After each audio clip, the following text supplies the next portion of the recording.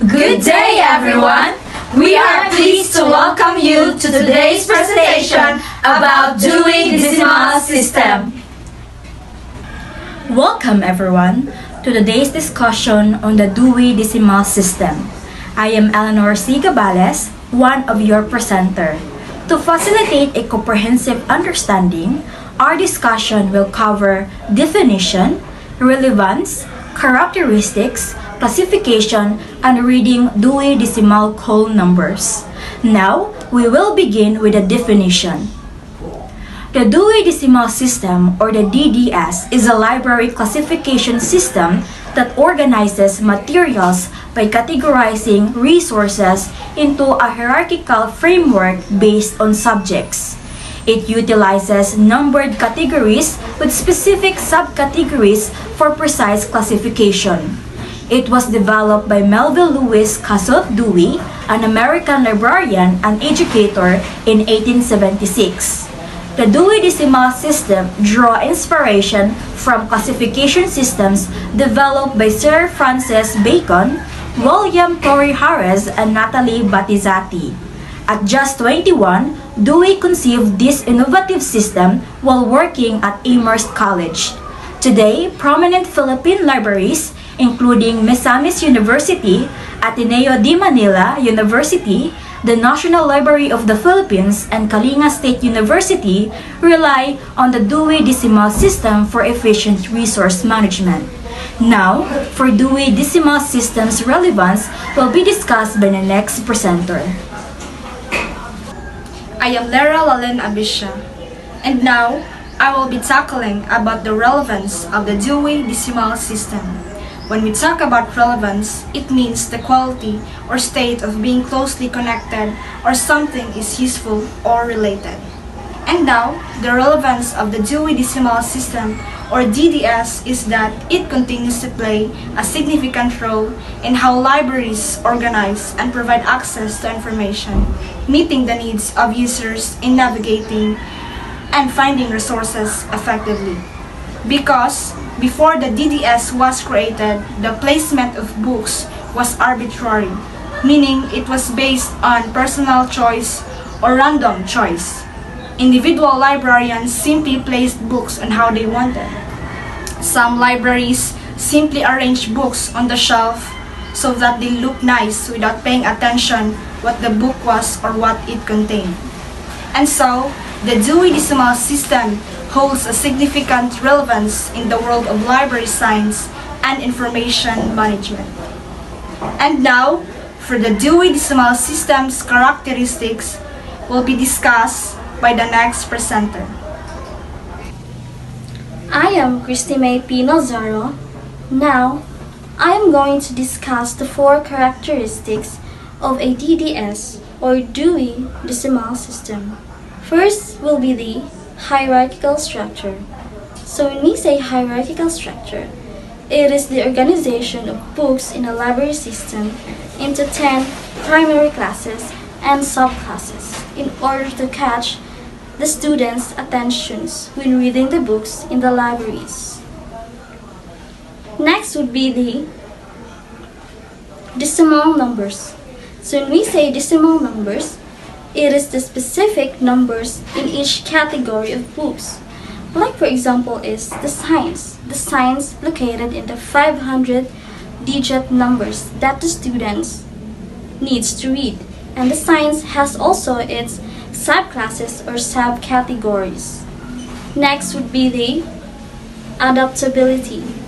So as the owner of the library system the owners must equip with new upgraded books in order to catch the learner's interest and stays engaged in the library systems and can easily locate the books that they wanted to read in the libraries.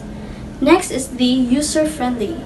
So the DDS or Dewey Decimal System can be very essential for the students in order for them to browse the subject areas in the libraries and able to know the discoveries of the subject areas or the connections of different subjects in each categories. So that was the four characteristics of a DDS or Dewey Decimal System. So now, I will give the spot to the next presenter to discuss the classification of a DDS or Dewey Decimal System. I am Juliana Carba and I'm going to discuss the classification of the Dewey Decimal System. So first is the first summary, the 10 main classes. This shows the main topics in a library system. Each 3-digit number represents a big subject area. For example, 500 is for science books, 900 is for history and geography books, and so on. It helps librarians organize books so it's easier to find what you need. The next is how to read a whole number. Let's use this whole number as an example in how to read Dewey Decimal whole number. The 398.024 FRE.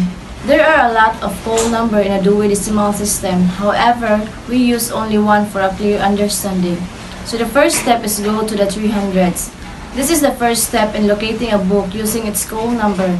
You begin by going to the section of the library that houses books with whole numbers in the 300 range. This is a broad initial categorization. Second is look in numerical order until you find the 390s. Within the 300 section, you now narrow down your search. You proceed through the shelves in numerical order until you reach the 390s subsection. Third, keep looking until you see 398.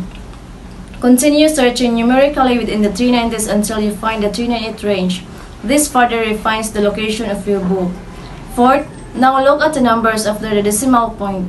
Look numerically until you find 024. Once you've found the 398 section, you examine the numbers following the decimal point in the whole number. You continue searching numerically within the 398 section until you locate the 024 subsection. And the last is once you find all the books labeled with 398.024, look in alphabetical order for the FRA. After finding the 398.024 section, the books are arranged alphabetically by the letters following the numbers. This ensures that the books with the same numerical whole number but different authors or subjects are organized correctly. The conclusion will be discussed by Presenter Lara Lalin Abesha.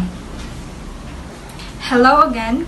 For our conclusion, the Dewey Decimal System is a very important tool in libraries. It helps organize and make information easy to find for many different subjects. Knowing how it works is important for both library users who want to find information and library staff who manage the resources. Keeping this system in use shows that we still need a way to organize information even as the world changes quickly. Thank you for watching, and we hope that you learned a lot about Dewey Decimal System. Once again, I am Eleanor C. Cabales. I am Christy May Nalzaro. I am Lara Lolen Abisha. And I am Juliana Carba. Have a good day!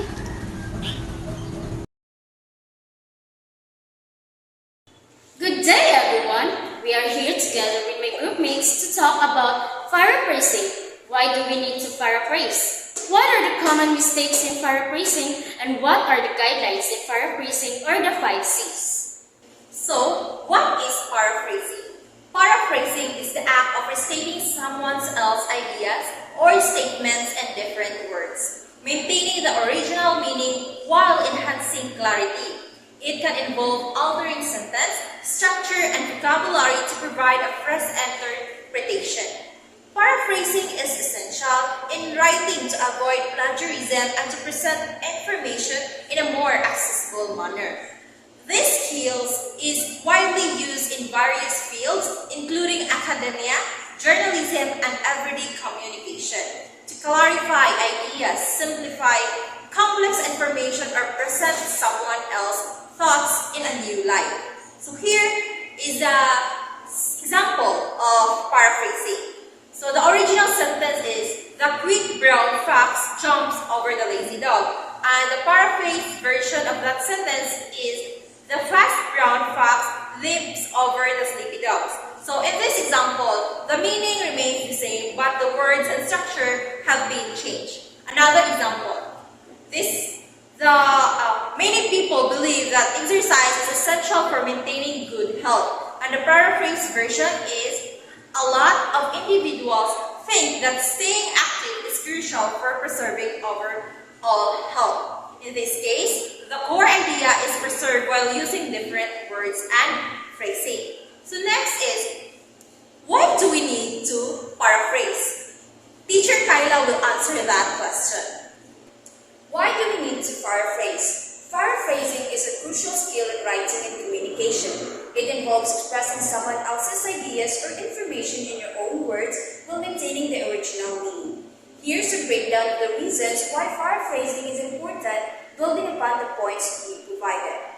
First is to further explain or simplify a passage that would be difficult to understand. Paraphrasing can make complex information easier to grasp. By rephrasing a passage in simpler terms, you can clarify its meaning and make it more accessible to your audience. This demonstrates your understanding of the source material and your ability to convey it effectively. Second is to maintain the flow of the writing. Smooth transitions between ideas are essential for engaging writing. Paraphrasing helps maintain a consistent flow by connecting different sources and ideas in a natural, coherent manner. It avoids abrupt shifts in tone or style, creating a more readable and enjoyable experience for the reader. Third is to eliminate less relevant information. Paraphrasing allows you to extract the most critical elements from a source while omitting extraneous details. This ensures that your writing remains focused and relevant to your main points and can avoid overwhelming the reader with unnecessary details. Lastly is to avoid plagiarism. Paraphrasing is a fundamental aspect of academic activity. It helps you avoid plagiarism, which is the unauthorized use of someone else's work without proper attribution. By expressing ideas in your own words, you acknowledge the original source and demonstrate that you are using the work ethically.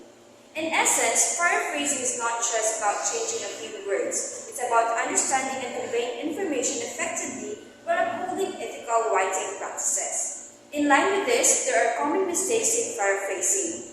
These mistakes will be discussed by Teacher Camador. So what are the common mistakes in paraphrasing?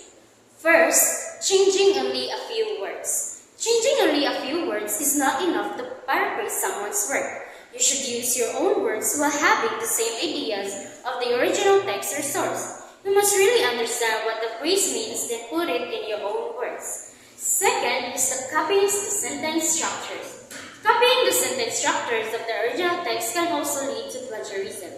It is important to use your own words and sentence structure when paraphrasing. Plagiarism of sentence structures occurs when the writer substitutes synonyms for words in the original text but repeats the same sentence structures used in the original document. Third is using the same sentence length and style. Too many sentences with the same structures and length can grow monotonous for readers. Various sentence styles and structures can also reduce repetition and add emphasis. Long sentence work while incorporating a lot of information, and short sentence carrying maximized crucial points. Fourth is using incorrect synonyms. Using incorrect synonyms can change the meaning of the sentence and lead to confusion. It is important to choose the right synonyms that accurately convey the same meaning as the original text. Inadequate paraphrasing is when the words and paraphrase you are of the original source. Good paraphrasing should demonstrate your understanding of the ideas from the original source, not simply restate those ideas using different arrangement of words. And the fifth is losing the meaning of the original text. Paraphrasing should not change the meaning of the original text. It is important to accurately convey the same meaning as the original text when paraphrasing. So now, let's proceed to the 5 guidelines of paraphrasing, in which we have 5 rules. First, we have comprehend, second is change, third is combine, fourth is check, and lastly, we have cite. In rule number 1, we have comprehend. It is understanding the text or the sentence.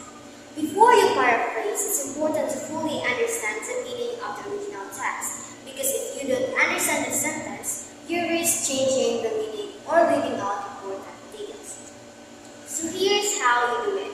Read the text carefully, break it into parts, and identify the main ideas and details. Example, In original text, we have photosynthesis is the process by which plants convert sunlight into energy. And in your own understanding, it's about plants using sunlight to create energy. Next rule, or rule number 2, we have change. Change the words and the structure of a sentence, like using synonyms, different word forms, or rearrange the sentence structure while keeping the original meaning. Because changing words and structure makes the text your own and avoids plagiarism. So how can we do it? Replace key terms with synonyms, use passive voice instead of active voice or vice versa, or rearrange the order of ideas. Example, in original text, we have photosynthesis as the process by which plants convert sunlight into energy. And in paraphrase, plants produce energy by which using sunlight through the process of photosynthesis. As you can see, I not only changed the word order, which had a dramatic effect on how the phrase is read, but I also changed the main verb from active to passive. Rule number 3, we have combine. Combine ideas or use different paraphrasing styles. Instead of sticking to one technique, use mixed method to create a more natural and unique paraphrase. Why? Because combining styles like using synonyms, changing word forms, and reordering sentence results in a stronger, more varied paraphrase. And how can we do it? Use at least 2 or 3 techniques to avoid looking like you simply replace a few words. Example, in original, we have the graph shows how the population of urban areas increased significantly between 2000 and 2020. And in paraphrase, we have between 2000 and 2020, urban population experienced a significant rise as shown in the graph. And in rule number 4, we have check. Check if the meaning has not changed. After paraphrasing, make sure the written text conveys the same meaning as the original. Why? Because paraphrasing should preserve the original message and not distort or omit important details. How can we do it? Compare the original and paraphrase versions to ensure the information is accurate and no details are lost. Example, we have in original, we have deforestation leads to the habitat loss, which threatens many species of animals and plants. An incorrect paraphrase, deforestation affects habitats, harming plants and animals, missing the idea of threat to species. Correct paraphrase, deforestation destroys habitat, posing a threat to many plants and animals. In rule number 5, cite this reference or source of information. Even when paraphrasing, you must give credit to the original author or source, because again, not citing sources can lead to plagiarism, even if the text is written in your own words. How do we do it? Include a proper citation in your preferred style like APA or MLA. Example, in original, we have climate change is causing rising sea levels which threaten coastal communities and ecosystem worldwide. And in paraphrase form, rising sea levels caused by climate change pose a global threat to ecosystem and people living in coastal areas. Smith, 2021. The understanding, changing, combining, checking, and citing, you can create an accurate, well-constructed phrases. In conclusion, paraphrasing is an essential skill that enhances communication, promotes understanding, and supports academic integrity. By mastering this technique, individuals can effectively convey information in their own words while respecting the ideas of others. Whether in writing or speech, effective paraphrasing enriches discussions and fosters clearer exchanges of thoughts and ideas. And that would be all. Thank you.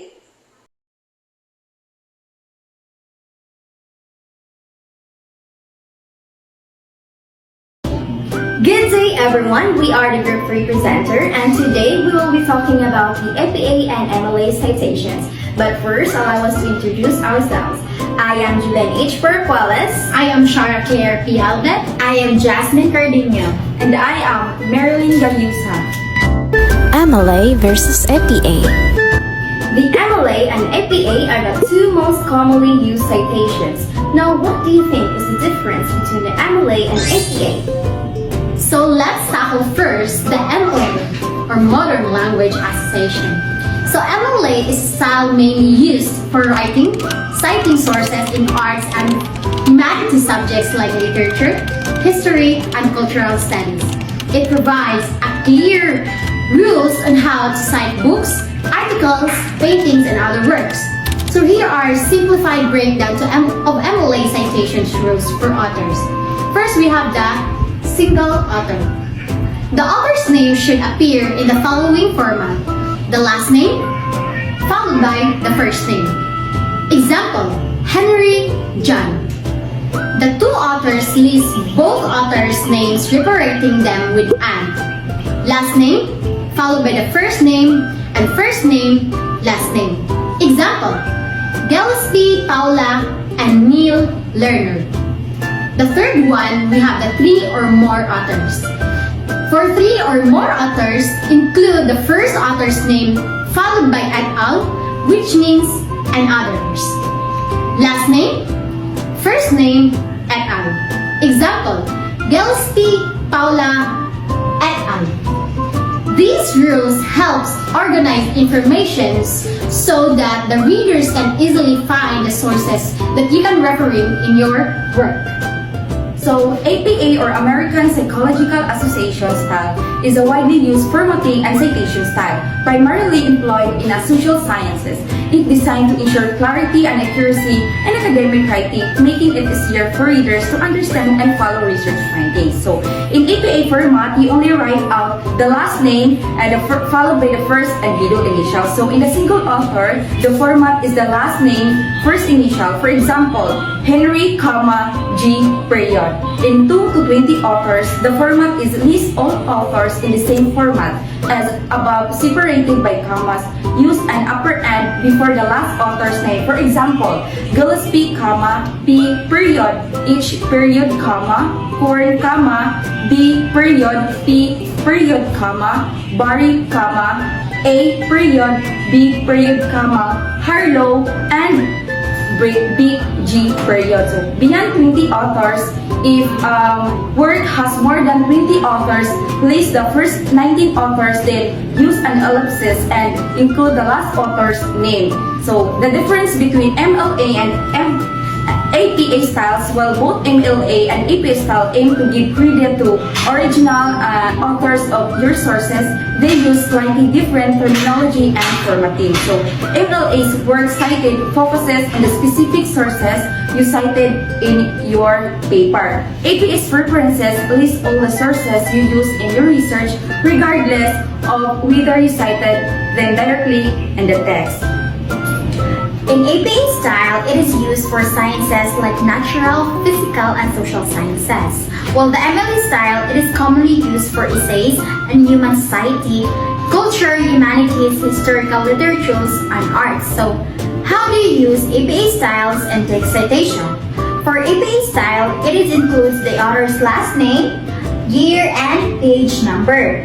For example, Jones 2020 P15.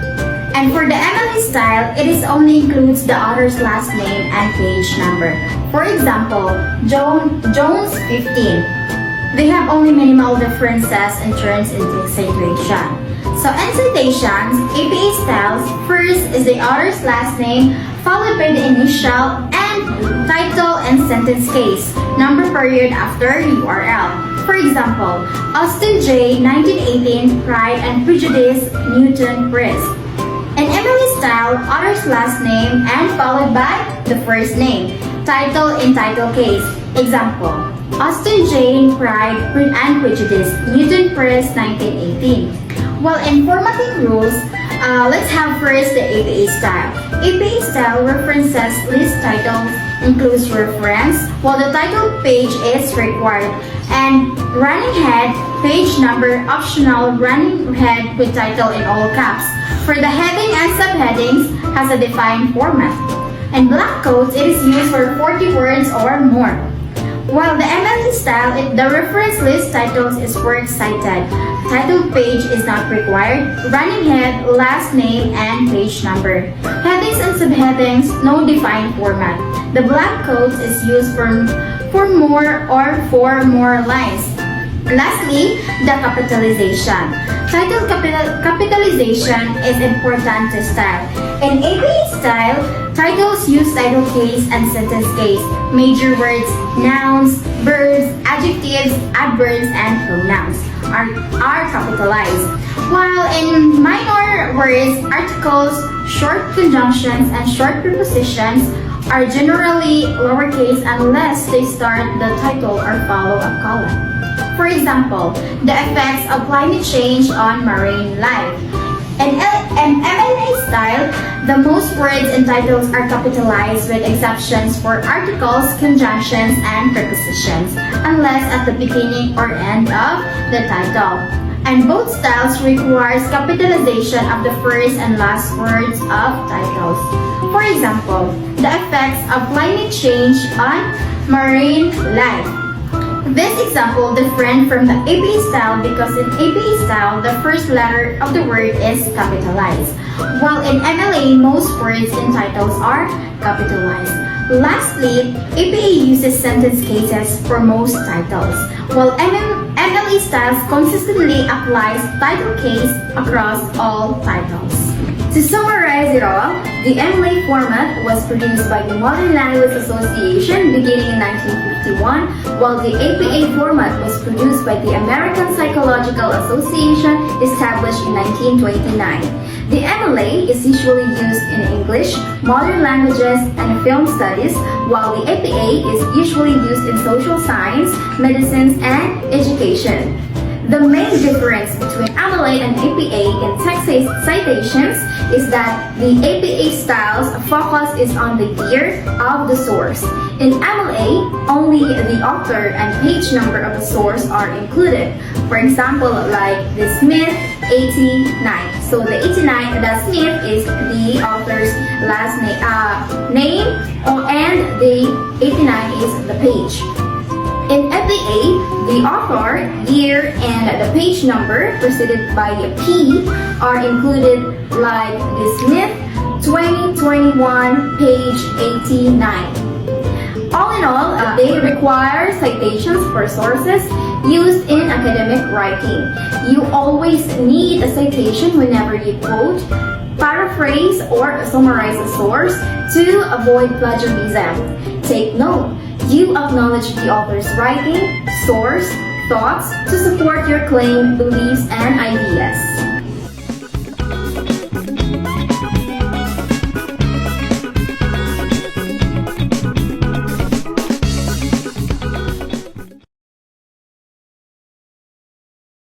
Good day, everyone! Today, we are going to tackle about conference. I am Goldifer B. Antoseno. I am Rosin T. Pellegrino. I am Ricardine B. Ribias. I am Krisha Marie Goo. And we are the fourth presenter. What is a conference? A conference is a formal gathering of people who come together to discuss, share information, and collaborate on specific topics or projects. These events can vary widely in size, from small workshops with few dozen participants to large international conventions with thousands of attendees. They can be organized for various purposes, including professional development, academic research, or educational outreach. One of the examples of a conference is that an annual medical conference might attract thousands of healthcare professionals from around the world to discuss the latest advancements in treatments and technologies. So, the relevance of conferences is, first we have is networking. So, conferences are important in many fields for several key reasons. So, networking conferences provide a platform for professionals to meet others in their industry, including peers, leaders, and potential collaborators. Networking can lead to partnerships, job opportunities, or simply sharing valuable experiences. For example, a young programmer attends TIC conference and meets a senior developer who works at company she admires. They connect and the senior developer later offers her an internship. Second one is knowledge sharing. One of the primary objectives of a conference is to disseminate information. Speakers, panelists, and participants share insights, experiences, and research findings. Participants can learn from experts through keynote speeches, panel discussions, and workshops. This knowledge can be applied to improve practices or spark innovative ideas. So for example, a doctor attends a medical conference where renowned surgeon gives a presentation on a new surgical technique. The doctor learns about this technique and later uses it to improve patient care. The third one is innovation. So conferences often feature presentations on new research, products, or technologies. These presentations inspire participants to think creatively and adopt innovative solutions to challenges in their industries or academic disciplines. For example, a graphic designer attends a design conference and sees a new type of software that can help her create stunning visuals. She starts using this software and her work becomes even more impressive. So the fourth one is professional development. Many conferences include workshops and training sessions that allow attendees to develop specific skills or enhance their knowledge and improve their skills. This investment and personal growth can lead to career advancement. For example, a teacher attends a conference on educational technology and learns about new tools and strategies to improve her teaching. She implements these strategies in her classroom and sees her students engage more deeply with the material, helping her to become more effective in her teaching. The fifth one is the community building. Conferences foster a sense of belonging by bringing together individuals who share similar interests or work in related fields. They create opportunities to form communities where participants can exchange ideas, support one another, and collectively address challenges facing their industry. For example, an annual writers' conference allows authors to share their work, receive feedback, and build relationships with others in the literary community, often leading to collaboration and future projects. Overall, conferences serve as vital platforms for networking, knowledge sharing, innovation, professional development, and community building. They provide opportunities for individuals to grow, collaborate, and stay informed about their fields. Whether it's a small local gathering or a large international event, the benefits of attending a conference can be significant for personal and professional growth. Now, let's proceed to the characteristics of conference. So there are 5 characteristics of conference. But first, let me define what is characteristics. Characteristics are qualities or features that define person, things, and concepts. So first characteristic of conference is the structured agenda. Conferences typically have planned schedule including keynote speeches, panel discussion, workshops, and networking sessions. When attending a conference, you can expect a detailed plan or event which may include keynote speeches from industry experts, engaging panel discussions, or trending topic, interactive workshops to enhance your skills and networking sessions to connect with like-minded individuals. For instance, imagine you are attending a technology conference with session on artificial intelligence, cybersecurity, and digital marketing. The second one is guest speakers. Experts and thought leaders are often invited to share their insights and knowledge. One exciting aspect of conference is the opportunity to hear from guest speakers who are influential figures in their respective fields. These experts share knowledge, insights, and experience to inspire and educate attendants or the participants. For example, At a business conference, you might get to listen to successful entrepreneurs talk about their journey and share valuable business tips. Third is interactive session. Many conferences include Q&A session, roundtable discussion, and workshops, and promote audience engagement. To keep attendees active involved, conferences often include interactive sessions like Q&A panels, roundtable discussions, and hangouts workshops. These sessions provide a platform for collaboration, idea sharing, and learning. Imagine attending an environmental conference where participants engage a roundtable discussion on sustainable practices in their communities. The fourth one is exhibitions.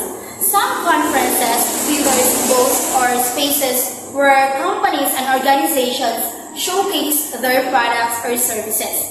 Conferences often host exhibitions where companies and organizations showcase their latest products, services, and innovations.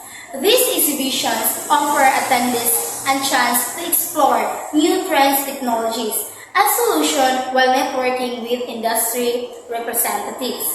So, picture yourself attending a healthcare conference with exhibition featuring cutting-edge medical devices and healthcare services. The last characteristic of conference is the publication. Proceeding or papers may be published as a result of conference. After a conference concludes, organizers may publish proceeding of research papers that document the key discussions, findings, and insights shared during the event. These publications serve as the valuable resources for the attendees or participants and other interested in the conference topic. For example, at education and conference, a publication could be the release containing research papers on innovative teaching methods and educational strategies. So those are the 5 characteristics of conference. So now let us proceed with the elements of conference. Elements are the key aspects that makes an event successful. So the first element of a conference is the theme or topic. So every conference revolves around a central theme or subject matter, which serves as the foundation for the event's purpose and structure. The theme reflects current trends, challenges, or innovations relevant to the target audience, ensuring the content resonates with their interests and professional goals. It guides the selection of speakers, topics for discussion, and overall programming, creating a cohesive experience for participants. Themes can range from broad industry-wide issues to highly specific topics aimed at niche audiences. A clear and engaging theme also helps attract participants and sponsors, demonstrating the conference relevance and values. So the second element of conference is the location. So the choice of location significantly impacts the conference format and accessibility. Conference can be held in physical venues such as hotels, convention centers, or university campuses, offering opportunities for face-to-face networking and engagement. Alternatively, virtual conference leverage digital platforms enabling participants to join from anywhere in the world, reducing travel costs and accommodating larger audience. Hybrid formats combine both in-person and virtual elements, providing flexibility for participants and maximizing reach. So the location or format is chosen based on factors such as the target audience, budget, and logical considerations. So the third elements of conference are the participants. The participants are the heart of any conference, contributing to its diversity and richness. Attendees may include professionals, researchers, academic students, and industry stakeholders who share an interest in the conference theme. Their involvement fosters knowledge exchange, collaboration, and professional development.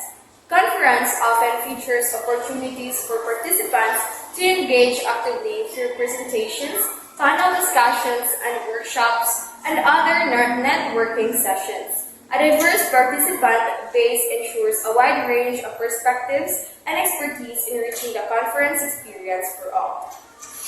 The fourth elements are the organizers. Conference Conferences are typically organized by professional associations, academic institutions, non-profit organizations, or event management.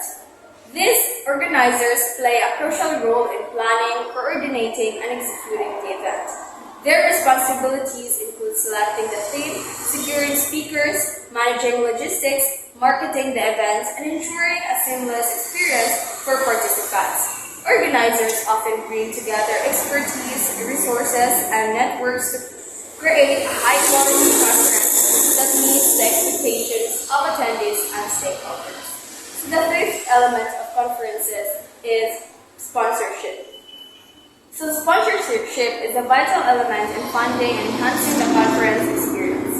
Companies, organizations, or government agencies often provide financial support, helping to cover costs such as venue rentals, technology platforms, and promotional materials. Sponsors also benefit from increased branding opportunities such as logo placement, exhibit spaces, or speaking slots during the event. Effective sponsorship partnership can elevate the conference profiles, attract more attendees, and ensure its overall success. So these are the 5 elements. And now, let us proceed to the last topic, which is that how to create a conference or guide in making a conference. The first one is planning. This involves organizing and coordinating all aspects of the event to ensure its success. It includes defining objectives, managing logistics, and creating a positive experience for attendees, speakers, and other stakeholders. The second one is we have organizing, putting the plans into action, coordinating resources, and managing tasks to ensure that the event's success. While planning focuses on strategy, preparation, organizing deals and execution, and operational details. The third one is promotion. Promoting the conference is all about getting people excited, spreading the word, and making sure the event is a hit. It's not just about throwing up a few ads, it's about connecting with your audience in ways that resonate. This could mean using social media to share updates, partnering with industry influencers, or sending out emails that feel personal and engaging. You might even offer early bird discounts or share fun behind-the-scenes content to build anticipation and encourage people to sign up early. The goal is to create a buzz that makes people feel like they can just miss it. The next one we have is the agenda development. Agenda development is all about planning the schedules and content of the conference in a way that matches the event's goals and speaks to the audience. It means choosing the right topics, organizing sessions thoughtfully, and mapping out the timing and flow to keep things running smoothly and engaging for everyone. The next one is execution. Execution in a conference refers to the process of implementing all the planned activities and ensuring the event runs smoothly on the day it occurs. It involves managing logistics, coordinating with the team, addressing unforeseen issues, and creating a seamless experience for attendees, speakers, and stakeholders. The next one is engagement. In a conference, engagement means making sure attendees, speakers, and everyone involved feel connected, involved, and valued. It's about creating opportunities for interactions, whether that's through Q&A sessions, live polls, group discussions, social media activities, or hands-on workshops. By encouraging participation and feedback before, during, and after the event, you can build stronger connections and make the experience more meaningful and memorable for everyone. The last one we have is the follow-up. The second to the last rather.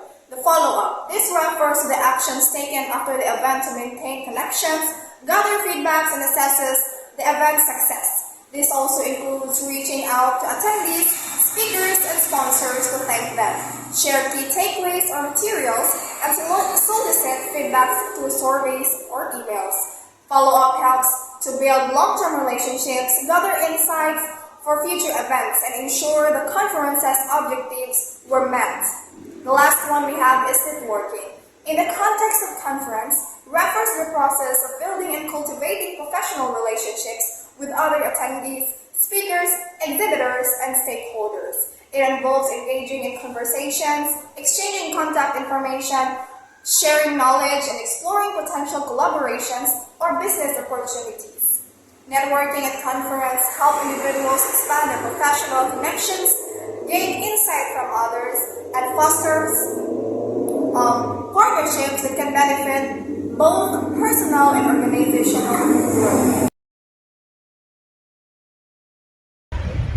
Good morning, everyone. We are the presenters. But first, let us introduce ourselves. I am Hanjam Tupinon. I am Fatima Alberche. And I am Shami Salva. I am Julian Lai. And now we're going to tackle about seminar.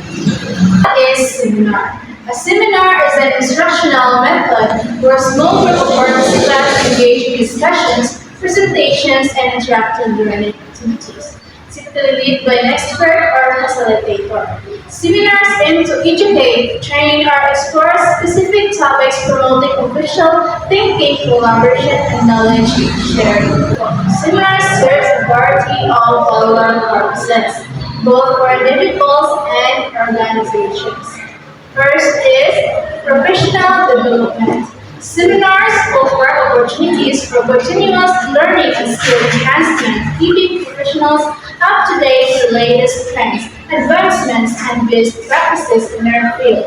They provide access to expert knowledge and insights, often delivered by industry leaders, researchers, or practitioners. This exposure to new ideas and techniques can help develop individuals, improve their skills, expand their knowledge base, and enhance their professional competence. Next is networking opportunities. Seminars provide a platform for connecting with like-minded individuals within the same industry or field. This networking potential allows participants to build relationships, exchange ideas, and explore potential and collaboration. The shared interest in the similar topic fosters a sense of community and facilitates meaningful connections. This is information sharing. Seminars are an effective means for disseminating new research findings and industry updates. They provide a structured platform for sharing knowledge and fostering a deeper understanding of complex topics. This information exchange can be beneficial for both individuals seeking to expand their knowledge and organizations. Next is problem solving. Seminars can be used as a forum for tackling industry challenges and exploring solutions. Participants can share their experiences, perspectives, and potential solutions, leading to collective brainstorming and innovative approaches. This collaborative problem-solving environment can be particularly valuable for tackling complex issues that require diverse perspectives. Next is academic enrichment. Seminars can serve as a platform for academic exploration and knowledge dissemination. They provide a space for students, researchers, and faculty members to present their work, engage in discussions, and contribute to the advancement of knowledge. Seminars can be also to introduce new ideas and concepts to students, fostering a deeper understanding of their chosen field. That's all for the definition and the purposes of seminars. Let's move on to characteristics and types of seminar. So now, let's proceed to the key characteristics of seminar. So number one is interactive. It's about active participation, sharing ideas, asking questions, and engaging with the materials. Think of it as a collaborative learning experience where everyone contributes. This makes seminars more dynamic and engaging compared to traditional lectures. Number two is expert-led. Seminars are guided by individuals who are masters of their field. These can be professors, industry leaders, or specialists in a specific topic. They bring their expertise and insights to the table, providing valuable knowledge and guidance. Third is focused topic. Seminars don't try to cover everything. They focus on a specific topic, subject, or theme, allowing for a deeper exploration of the particular area.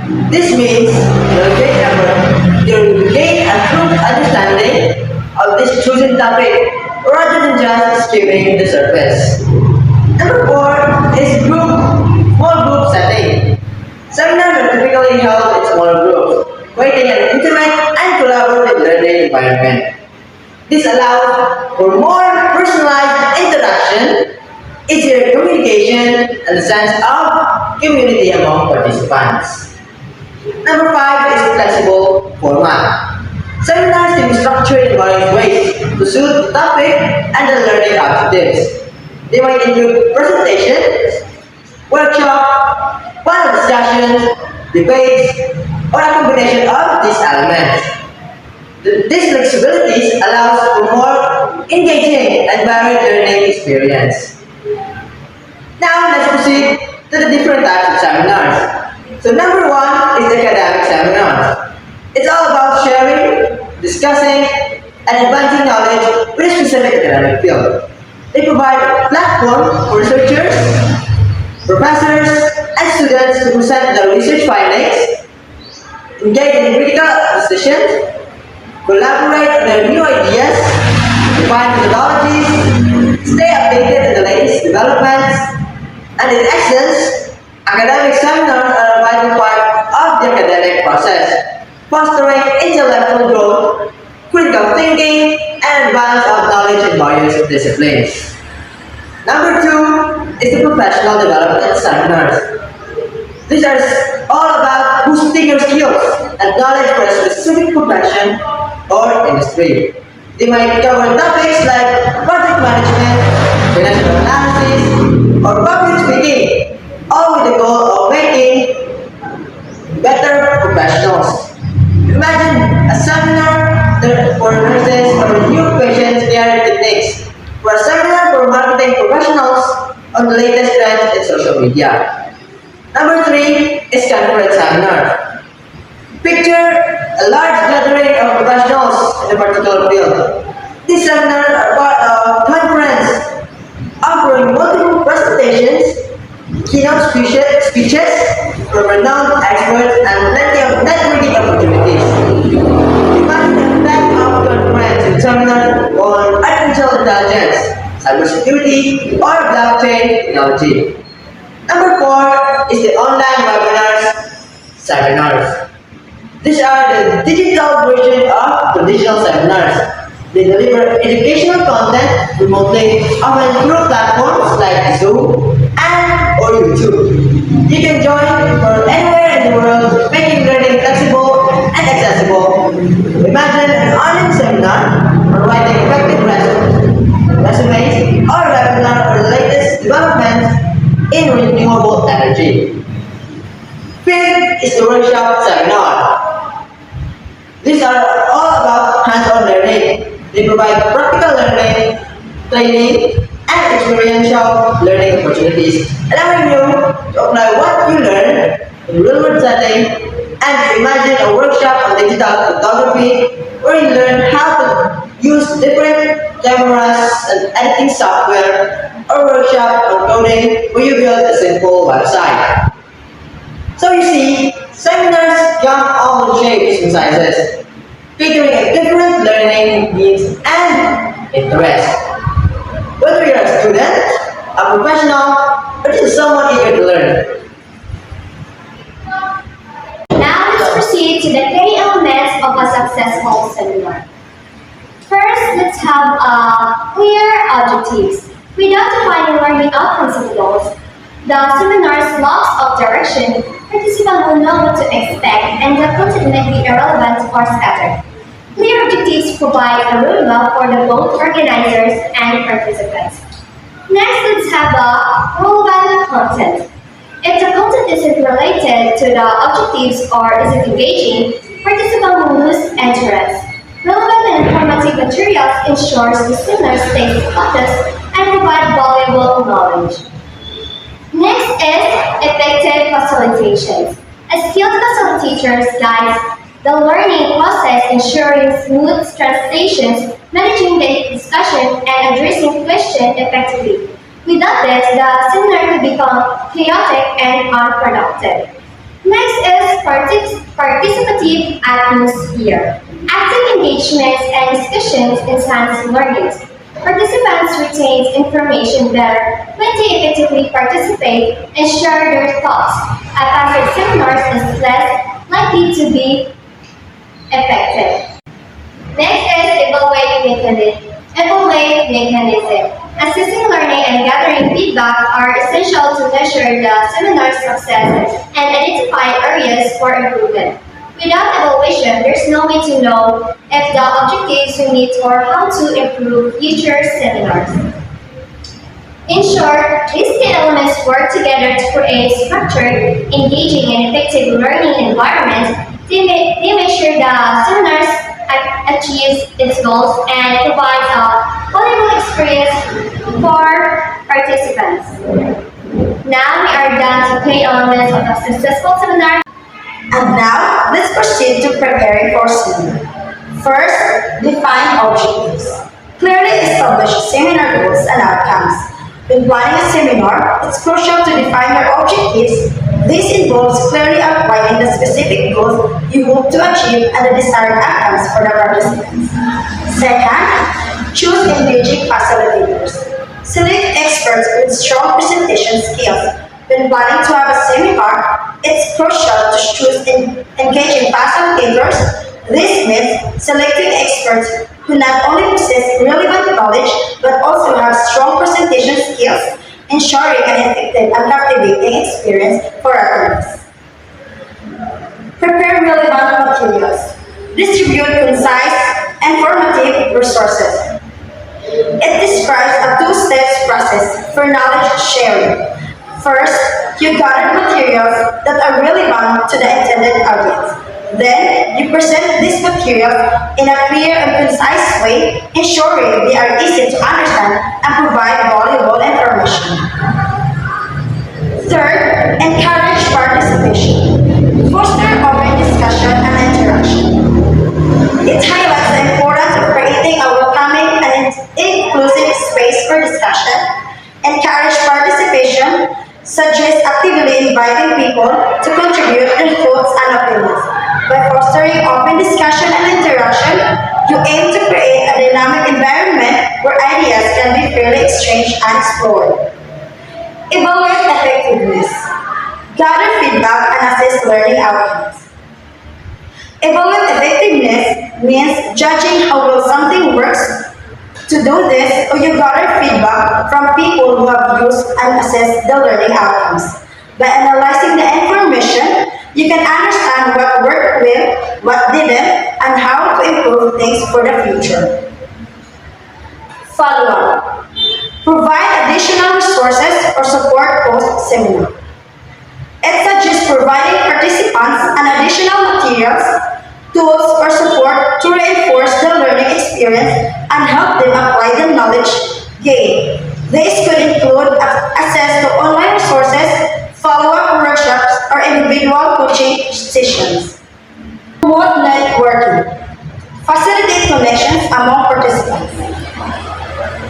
This phrase emphasizes the importance of fostering a sense of community and collaboration among individuals.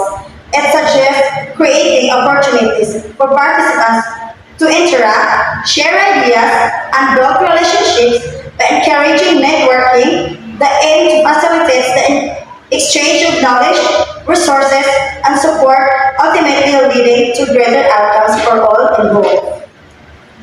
In conclusion, seminars offer valuable opportunities for growth, networking, and knowledge sharing. Effective planning and execution ensure a successful seminars experience. So that will be all. Thank you. Good morning, everyone. We are the Group 6, and our topic for today is all about meeting. So before we dive into our discussion, let's define first what is meeting. A meeting is a formal or informal gathering of individuals or groups to discuss, share, or resolve matters related to a specific topic, goal, or agenda. Meetings are a critical part of organizational and team communication, facilitating collaboration and decision making. So there are 5 relevance of meetings. So first is we have the communication and collaboration. Meetings help team members share information, ideas, and updates to ensure everyone understands what's happening. For example, during a team meeting, employees might discuss project updates and share insights on how their tasks fit together to complete a larger goal. Second, we have the decision making. Meetings provide a space for discussing options and deciding the best way to move forward as a group.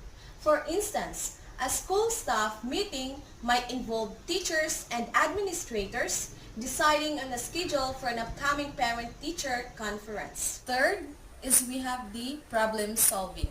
When challenges arise, meetings bring people together to figure out solutions and make plans to address issues. For example, a class project group might meet to solve a problem with incomplete research and agree on who will gather the missing information. Next is we have the goal alignment.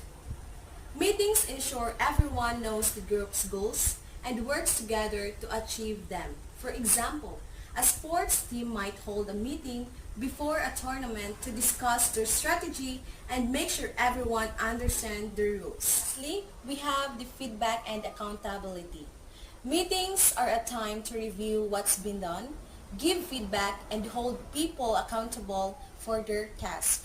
For instance, during a workplace meeting, a manager might praise employees for completing a project on time and give suggestions to improve for the next one. So that's all for the relevance of meetings. Now let's move on to the characteristics of an effective meetings. First, we have the purpose driven. So if you want to call a meeting, there should be a clear purpose or a goal so that your meeting will be meaningful and productive. For example, you call a meeting for brainstorming ideas. Next is we have the structured. It means that there should be a planned agenda that outlines all the topics that needs to be discussed, so that it will keep your discussions focused and prevent your meetings from off topic. Now we have the time block. This clearly emphasizes that you need to schedule your meetings from start to end to consider your participants' schedules and prevent your meetings from unnecessary long and unproductive session. Now we have the participant-centric. So it means that you can tell that your meeting is successful if your participants shows interest through giving insights, ideas, or feedbacks. Lastly, we have the documented. During the discussion, all the important discussions will be recorded for serve as a reference for those who couldn't attend the meeting. Thank you, and that's all the characteristics of an effective meeting. Now, let's delve into the elements of a meeting. First is agenda. So agenda is a list of activities that will take place during a meeting in order to be addressed. It helps participants prepare for the meeting and guides during the entire discussion. Some things that a meeting agenda can include. First is meeting purpose. Second, the topics, time estimates, supporting documents, discussion time, and final overview. A well-defined agenda can help ensure that the meeting is focused and productive. It can also help participants come prepared with relevant information. Second is participant. A meeting attendee is an individual who is chosen to participate in a meeting. Meeting attendees should be those who can contribute value to the meeting as a whole or to the specific agenda. When selecting meeting attendees, it is vital that you take the time to consider the relevance of the meeting to the individuals as well as the contribution that they can make. Third is the facilitator. So what does a facilitator do during a meeting? So facilitator is responsible for guiding the participants towards the desired outcomes by following the agenda. Good meeting design is the first step towards a successful meeting, but facilitator will use many techniques to keep the meeting moving, to include everyone in the conversation, and to handle difficult situations. Fourth element of a meeting is location. A meeting location is the place where the meeting will take place. When choosing a meeting location, it is good idea to consider safety precautions both of the meeting site and at the city and national level. So the minutes of a meeting are a written record of the key points, decisions, and actions that took place during a meeting. Its purpose is to inform those who were unable to attend the meeting and provide a reference point for future decision making. Who takes them? A designated member of the group usually takes the minutes to ensure an accurate record. And what to include? Minutes of the meeting typically include the meeting's purpose, start and end, time, date, location, attendees, motions passed, and deadlines given. And how to write them. Minutes of the meeting should be a concise summary of the meeting's discussions, not a word-for-word transcription. They should be objective, use bullet points, and avoid including unnecessary information or personal opinions. Last element of a meeting is follow-up. So what is follow-up? So follow-up is a communication or action taken to continue or complete the discussion and information shared during the meeting. So that's all, the elements of a meeting. So today, I'll be discussing the critical skills to productivity in any organization. How to use meetings correctly. Meetings are essential for tool for collaboration, but they can also waste time if not managed properly. Let's dive into the key steps to make meetings productive, purposeful, and respectful for everyone's time. First, let's define the meeting objectives. Always ask, why are we having a meeting? A clear purpose ensures participants know the goal and prepare accordingly. Example, if the meeting is about planning a marketing strategy, this clarity keeps the discussion on track. Second, plan ahead. Next, a structured agenda is crucial. Outline the topics, allocate time for each, and share it in advance. Example, a marketing strategy agenda might include 10 to 10:15 a.m. review campaign goals, and 10 to 15 to 10:30 a.m. discuss challenges, 10:30 to 10:45 a.m. assign responsibility. Sending this agenda early gives attendees time to prepare. Third, invite the right people. Invite those people who are essential in the meeting. Overcrowded meetings dilute focus and waste time. Example, for a project update, invite team leads and stakeholders directly involved in the project rather than the entire department. Fourth, start and end on time. Starting and ending on time is about respect. It sets professional tone and ensure everyone can plan their day effectively. Example, if the meeting is scheduled for 10 a.m. to 11 a.m., start promptly and stick to the agenda to finish as planned. Encourage participation. Create an environment where everyone feels comfortable contributing. Actively seek input, especially from quieter participants. Example, if someone hasn't spoken, you may say, Alex, what are your thoughts on this? This encourages diverse perspective and ensures balanced participation. Number 6, stay focused.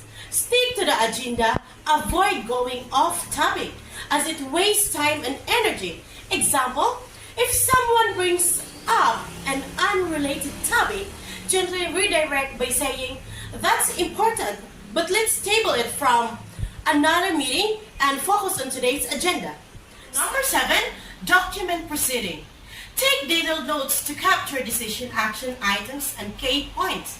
Share this promptly afterward for reference. Example, notes from a meeting might include campaign goals are finalized, content deadlines are set for January 10. Social media calendar due by January 5. So that's it. So number 8 is assign action item. Assign specific tasks to individual along with deadlines to ensure accountability. Example, John, please finalize the campaign report by Friday, and Sarah, draft the email sequence by Monday. Clear assignments drive follow-up action. Number 9, evaluate effectiveness. Finally, evaluate the meeting's effectiveness. Ask participants if the objectives were met and how the process can improve. Example, after the meeting, you can send a feedback from asking, was the agenda clear? Were the objectives achieved?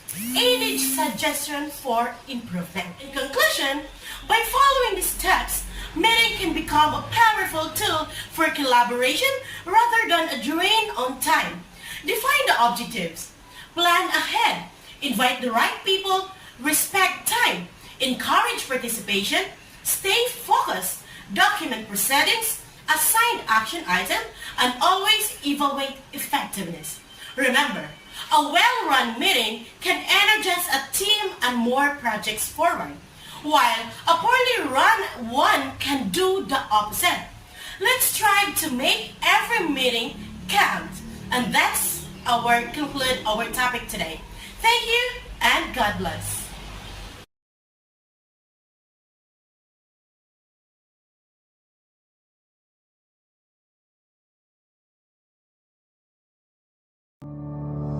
Good day, everyone. I am Eliza May Albadonio, and I am delighted to discuss our topic today, which is all about the resume. In this video, we'll discuss what a resume is, the importance or relevance, elements, characteristics, and how to effectively use resume. So, let's dive in and learn how to craft a resume that stands out. So, what is a resume? A resume is a formal document that provides a summary of an individual's education, work, experience, skills, and achievements. It is used primarily as a tool to showcase qualification and secure job opportunities by presenting relevant information to potential employers. And a well-crafted resume serves as a first impression, highlighting your strengths and increasing your chances of landing an interview. Now, let's talk about the relevance or the importance of a resume. The relevance of a resume is a very crucial tool for showcasing your skills, experiences, and qualifications to potential employers. It serves as the first impression in the hiring process, helping employers assess your suitability for a role. It is an essential tool in opening doors to new career opportunities. There are 6 elements of a resume. First is the contact information. It includes your name, phone number, email address, and sometimes your LinkedIn profile or portfolio link. This section ensures employers can easily reach you, making it critical to provide accurate and professional contact details. Second is objective or summary. It involves a brief statement about your career goals or summary of your skills and experiences. It allows employers to quickly understand your career direction and what you bring to the table. Tailoring this section to the specific jobs show you are intentional and focused, leaving a positive impression on potential employers. Third is work experience. Work experience, this includes list your relevant job experiences, including the name of your company, job title, dates of employment, and brief of description of your responsibilities and achievements. This is where you showcase how your past role have prepared you for the position you're applying for. Quantify your accomplishment with numbers or examples to make them stand out effectively, demonstrating your readiness to contribute to the new role. Fourth is the education. Education, it involves the details of your academic background, including the institutions you attended, degrees earned, and graduation dates. Also, you should highlight any honors, awards, or relevant coursework that demonstrate your knowledge and dedication. This section is especially important for entry-level candidates with limited work experience as it showcases their academic achievements and potential. Good day everyone, I am Lisa. The fifth element of resume is skills. In this section of your resume should list the skills you possess that are relevant to the job you're applying for. These skills can be categorized as technical. For instance, technical skills are the abilities and knowledge needed to perform specific tasks using tools, machines, or software. For example, a programming languages, a software proficiency, and any skills that involve technical skills. When we say soft skills, are personal attributes that enable someone to interact effectively and harmoniously with other people. For example, communication, teamwork, and problem solving. And you should also include the hard skills in your resume. Hard skills are teachable and measurable, abilities that can be defined and measured. They are specific, demonstrable, and often technical in nature. They are skills you learn through education, through training, or experience. For example, data analysis, project management. Only include skills that are directly applicable to job description. The last is achievements or accomplishments. These sections highlight your significant accomplishments in previous roles or academic pursuit. Focus on quantifiable achievements that demonstrate your impact. Example includes awards, recognitions, successful projects, or exceeding expectations in previous roles. Let's proceed to the characteristics of resume. First, clear and concise. A strong resume is easy to read and understand. It highlights skills and experience in a clear, concise manner, avoiding unnecessary jargon or lengthy explanations. The information presented is easily digestible for the recruiter. Second, tailored to the job. A good resume isn't generic. It's customized for each specific job application. It highlights the skills and experience most relevant to the particular job and description of the company. This shows the applicant understands the role and its requirements. The skills and experiences listed directly address the requirements of the target job, instead of listing a job regardless of relevance. Third, free of errors. A resume should be free from grammatical errors, typos, and formatting inconsistencies. Proofreading multiple times is crucial in ensuring a polished and professional presentation. Errors reflect poorly on the applicant's attention to detail. Fourth, professional finish. The resume should use professional vocabulary and grammar, avoiding informal or casual language. The overall tone and style should be formal and appropriate for a job application. This creates a positive first impression. This means writing a resume should use professional language, avoid slang, and maintains a formal tone. The font is easy to read, and the layout is clean and visually appealing. Good day everyone, I am Alison Sabanao, and I'll be the one to discuss the continuation of the characteristics of the resume. So, the fifth characteristic of the resume is organization. A well-organized resume is essential for a strong first impression. A clear headings, consistent formatting, and a logical flow are crucial using headings like summary, skills, experience, and education. It helps the reader quickly identify the information they are looking for. Organizing your information in a logical sequence, such as starting with a summary or objective followed by your experience and education, helps the reader follow your career progression and identify relevant qualification. The next is limited to 2 pages. A good resume is usually limited to 2. Aims for 2 pages resume. This ensures the recruiter can quickly scan your qualification and prioritize relevant information.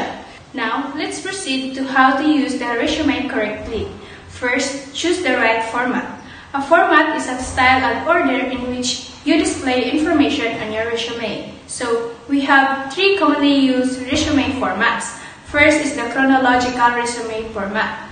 A chronological resume format puts the professional history section first and is a good option if you have a rich professional work history with no gaps in employment. This format allows employers to easily follow your career's trajectory and see how your responsibilities and skills have evolved over time. So what's inside a chronological resume format? So we have the name and the contact information, summary or objectives, professional history, educational history, skills, and abilities. Next is the functional resume format. So, it emphasizes the skills section. It's a good option if you are switching careers or have gaps in your work history. The functional resume format is a valuable tool for job seekers, especially those transitioning careers or with gaps in their employment history. Unlike the chronological resumes, which prioritize work experience, functional resume emphasizes the skills and abilities of the candidate. This format allows individuals to highlight their strengths and showcase how their skills are transferable to various roles. So what's inside the functional resume format? So we have the name and the contract information, summary, skills group by team, any relevant professional experience and education. The second steps on how to use resume correctly is contact information. This section includes your full name, phone number, and email address. This section ensures that potential employers can contact you for interviews or further discussion about the employment opportunities. The next one is skills.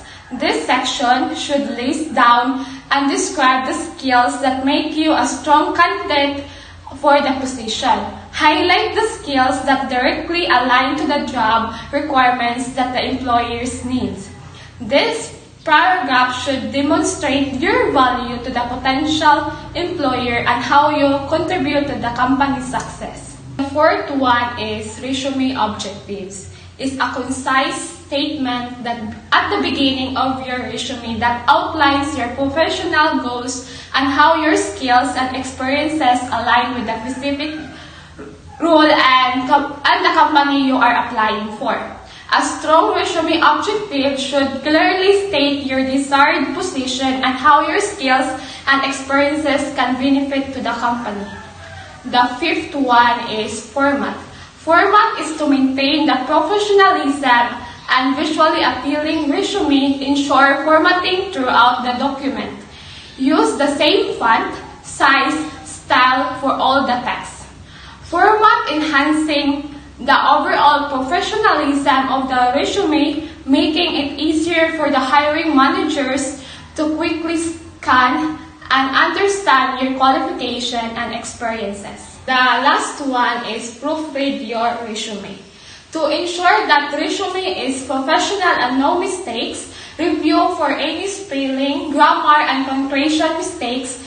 Carefully read through the entire document multiple times, paying close attention to the sentences. Use grammar and checker tool to identify any potential mistakes. So in conclusion, a strong resume not only grabs the attention of recruiters, but also demonstrates your professionalism and attention in detail. In essence, your resume is the foundation of your job search. By presenting yourself effectively through a well-structured and impactful resume, you increase your chances of landing your dream job and achieving your career goals in life.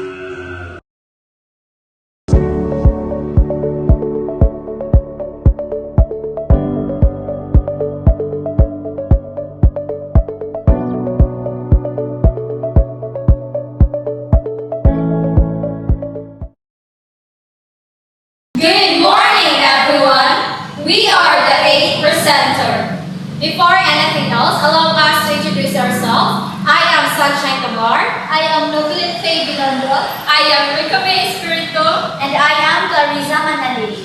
So today we are going to tackle about interview. So now we will tackle about what is interview. An interview is a formal meeting at which someone is asked questions in order to find out if they are suitable for a job or a course of study. It's a structured conversation where one participant asks questions and other provide answers. A conversation for gathering information, like for example, every job seeker, we all know that every job seeker knows the answer to these questions, since it is a crucial aspect of every job seeker's life. You might think interviews are just a box to tick, but they are actually a powerful tool for both employers and candidates. So now, let us talk about the relevance of interviews in the hiring process. They are not just a formality, they are crucial steps where it allows for personal connection. It allows for more personal interaction between the employer and the candidate, which can help build rapport and trust. This can be particularly important in roles that require strong interpersonal connections, and also it can help identify potential red flags such as a lack of experience, poor communication skills, or negative attitude. This also allows employers to make informed decisions about who to hire. Also, interviews gives candidates the chance to demonstrate their skills, their knowledge, and experience. This can include answering questions, providing examples of past work, and discussing their qualifications. Also, interviews can also be an opportunity for candidates to negotiate salary and benefits. This is especially important for the experienced candidates who are in high demand. So, that is the relevance of interview. So now, let's proceed to the characteristics of interview. So first is a goal-oriented. An interview is a goal-oriented process where the interviewer has a specific objective in mind, such as finding the best candidate for a job or gathering information about a particular topic. The interviewer is focused on achieving this goal and uses the interview to collect relevant information to help them make a decision. So next is the question and answer. So it is where the interview asks questions and the candidate responds with answers. This format allows the interviewer to gather specific information and assess the candidate's knowledge, skills, and experience. Third is structured. So, where the interviewer asks a set of predetermined questions in a specific order. This helps to ensure that all candidates are asked the same questions and that the interviewer gathers consistent information. So, fourth is control. So, in a controlled interview, the interviewer has control over the conversation, asking questions and guiding the discussion to ensure that they gather the information they need. The candidates' responses are also monitored and evaluated based on criteria.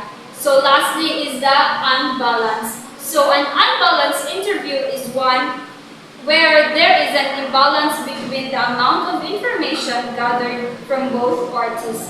For example, the interviewer may dominate the conversation, asking most of the questions and not allowing the candidate to ask many questions in return. This type of interview can lead to an equal exchange of information and may not provide a fair opportunity for both parties to share their perspectives. So now, let's proceed to the elements of interview. So first, invitations and briefing.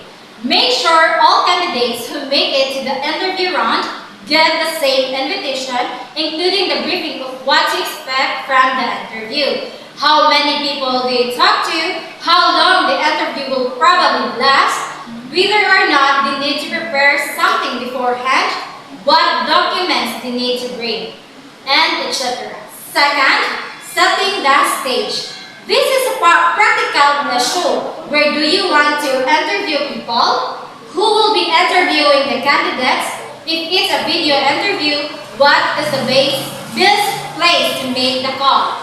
The third one is the welcome. Surely, there are things you want to absolutely mention when welcoming candidates. They may be about the company, its history, and the office of the job. And the next is the questions. In a structured interview, a standardized set of questions is used. This provides the interviewer with a uniform method of recording information and standardizing the rating of the candidate's qualification. It's also enabled the interviewer to accurately compare applicants and to make the best decision based on data. So besides having standardized questions, a common method used in interviews is the STAR method. This method offers a structured way to retrieve information from the candidates. So STAR stands for situations, situations, ask the candidate to describe the situations that they were in. The second, which is the theme, is the task. What goal was the candidate working towards? The third is the action. Ask the candidate to describe what details they took to make the best of the situations and complete their task. The fourth, or the R, is the result. Ask the candidate to describe the outcomes of the action and what they learned. So the fifth element is the candidate questions. Your interview should include sections in the candidate questions, usually towards the end of the interview. The interviewer asks the applicant if they have any questions about the job, the company, and the team. And the next element is the wrap-up. So before anything, before saying goodbye to a candidate, there are a few things you should do.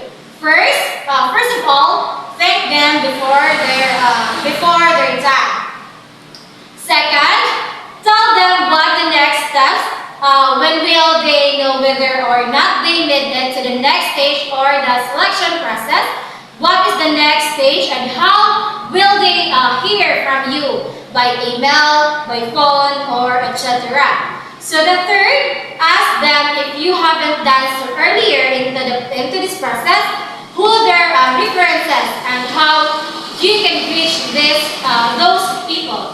This will help you as an interviewer for their reference check. The fourth is let them know who they can contact and how if they have any questions after they leave. Make sure all of this is included in your interview guide. So the last element, scoring. Once the actual interview is over and the candidate is gone, it's time to rate them. How well did they score on each question? The interviewer should fill in these scores right away. If they haven't done so during the interview, the applicant's answers still fresh in their memories. So that are the elements of interview.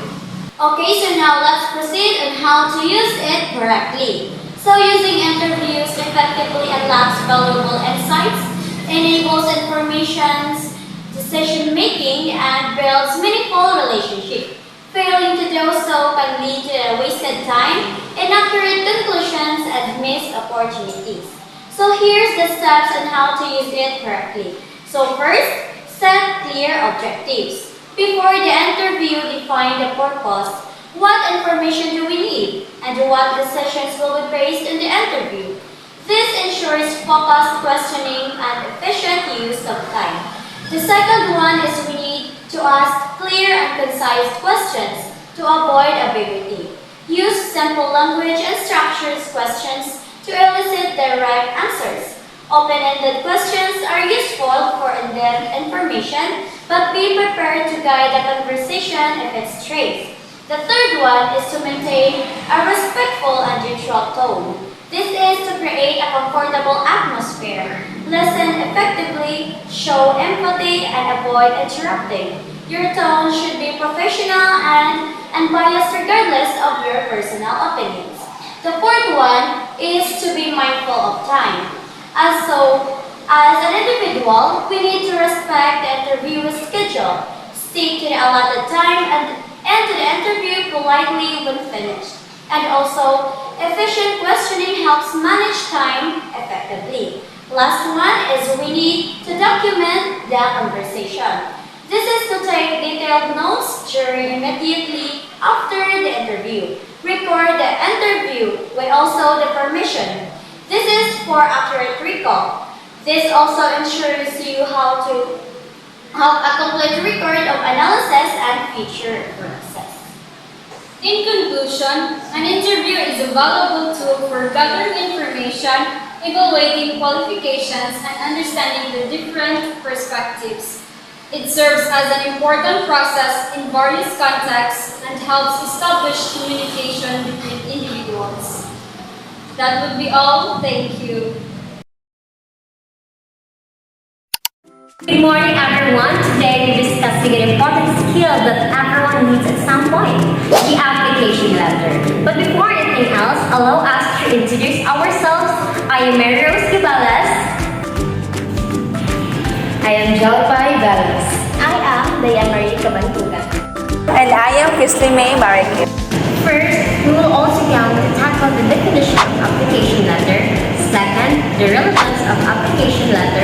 Third, the elements of application letter. Fourth, the purpose and characteristics of application letter.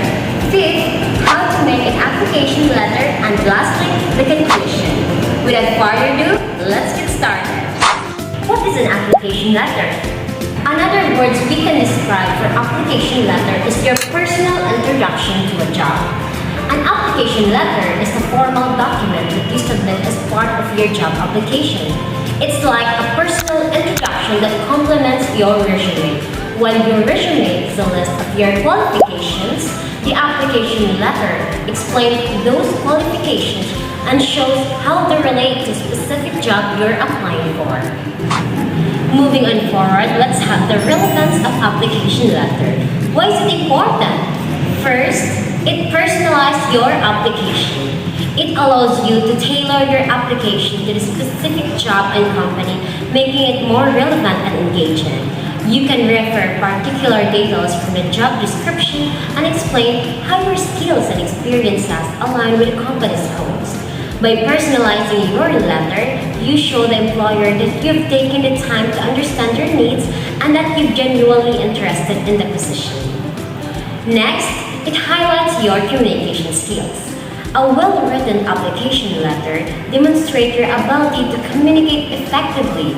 It shows that you can articulate your thoughts, ideas clearly and concisely. By using formal language and a professional tone, you can create a positive impression on the employer. Next, we have the third one, creates an impactful first impression. Your application letter is often the first impression you make on a potential employer.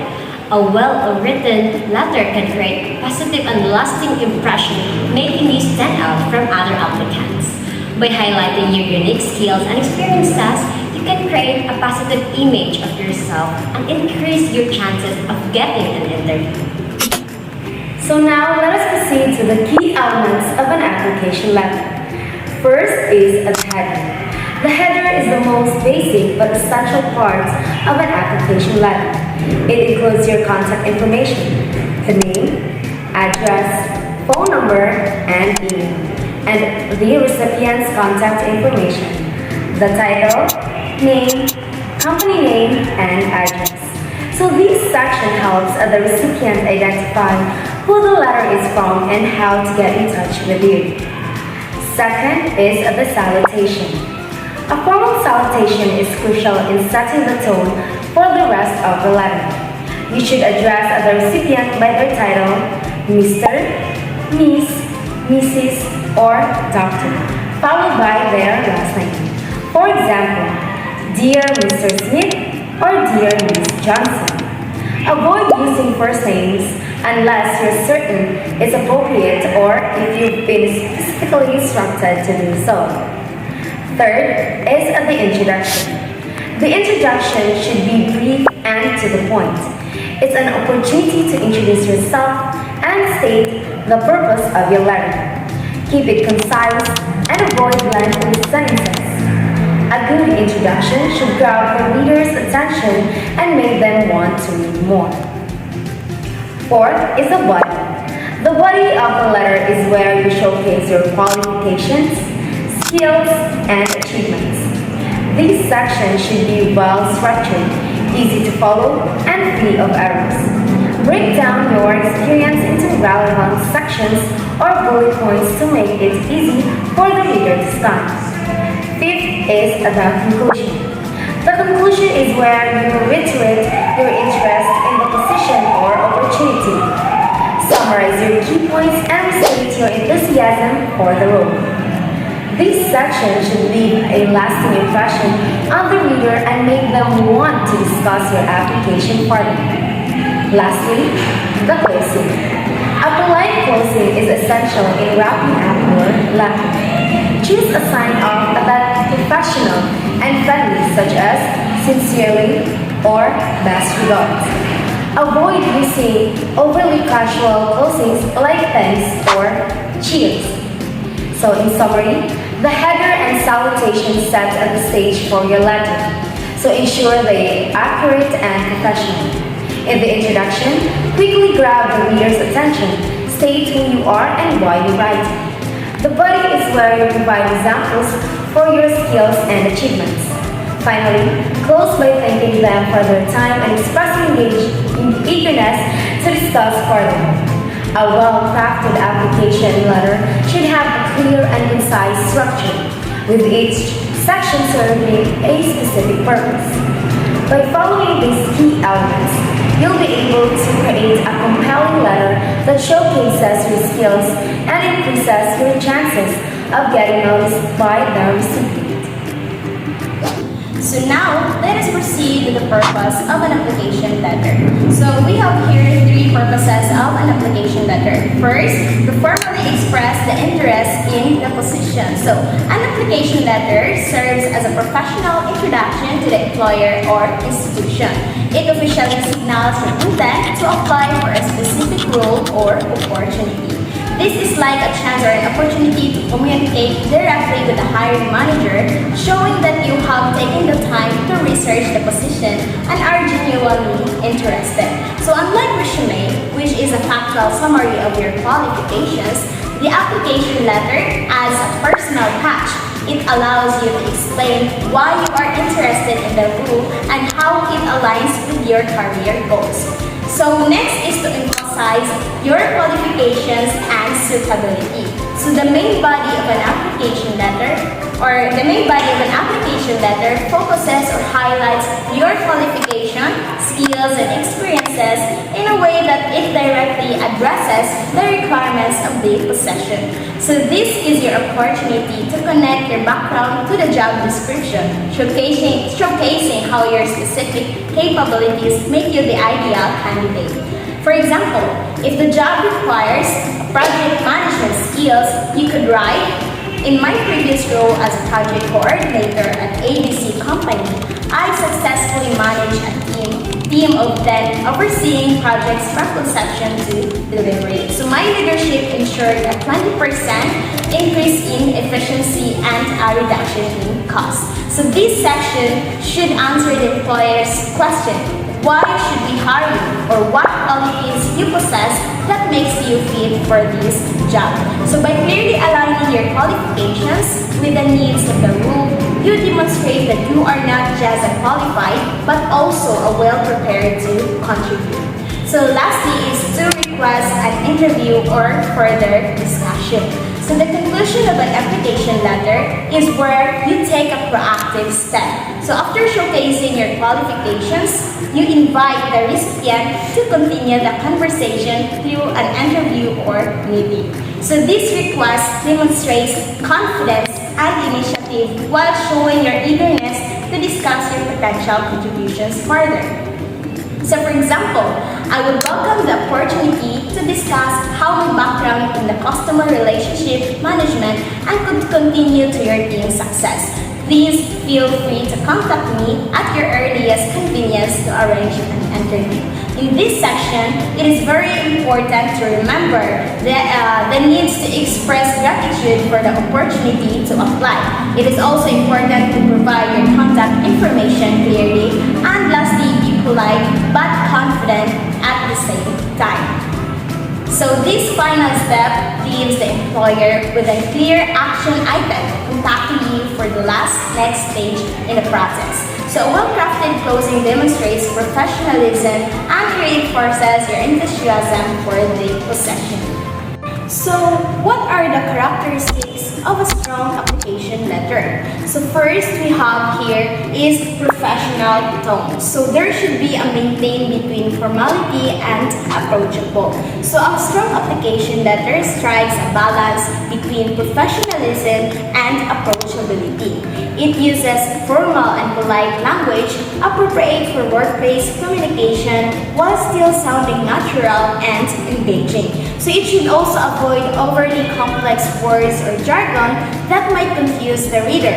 Instead, use clear, direct sentences that convey your message confidently. For example, instead of writing, "I humbly submit my candidacy for your instant organization," write, "I am excited to apply for the position of marketing specialist at your company." This tone demonstrates respect while showing enthusiasm. A professional tone also avoids overly casual language, jokes, or slang, as this can come across as unprofessional. So next we have is concise or conciseness, or avoiding the unnecessary details. So employers and recruiters often receive hundreds of applicants and typically spend less than a minute scanning each one. To make an impact, your letter should be brief and focused, ideally no longer than one page. Avoid including irrelevant personal details or repeating information for your resume without adding value. So for instance, instead of listing all your job duties in a previous role, focus on one or on specific achievements. For example, during my time at ABC Company, I led a successful product launch that increased sales by 30% in 6 months. So as you can see, each sentence should serve a purpose, either highlighting your qualifications or connecting them to the employer's needs. Next, we have the third one is targeted. Tailor the content for the specific role. So, generic application letters often fails to make an impression. A strong application letter is customized to the position and company you are applying to. This means thoroughly researching the company's values, missions, and requirements before writing. Fourth one, error-free. So, proofread multiple times for errors. Nothing undermines the professionalism of an application letter more than the spelling or grammatical mistakes. Errors can create impression that you lack attention or detail or didn't take the time to review your application. Before sending your letter, proofread it multiple times and consider using tools like Grammarly or asking a trusted friend or mentor to review it and check it. So check for the spelling errors, grammar and punctuation mistakes, and as well as consistency in formatting. How to use an application letter effectively. First, grab attention with a strong opening. Start with a compelling introduction that immediately hooks the reader. Mention the job you're applying for and why you're excited about the opportunity. Second, tailor it to the job. Customize your letter by addressing the specific skills and qualifications listed in the job posting. Avoid generic templates. Make the letter unique to show genuine interest. Third, highlight key achievements. Use measurable examples to demonstrate how your past accomplishments align with the company's goals. Showcase skills that sets you apart from other candidates. Fourth, show enthusiasm and knowledge.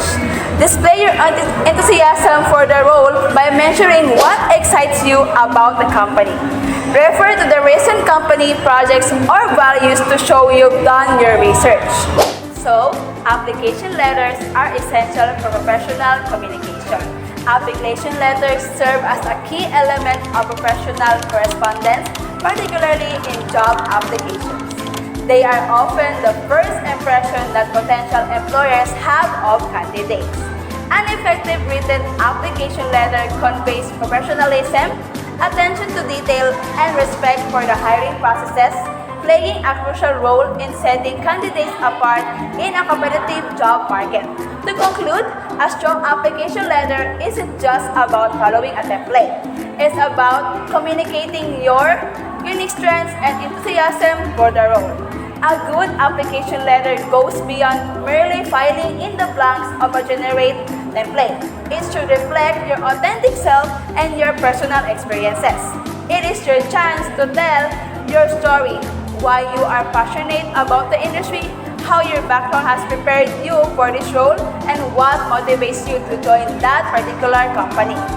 By focusing on your unique attributes and demonstrating a genuine interest in the position, you can forge a connection with potential employers that goes beyond qualifications on paper.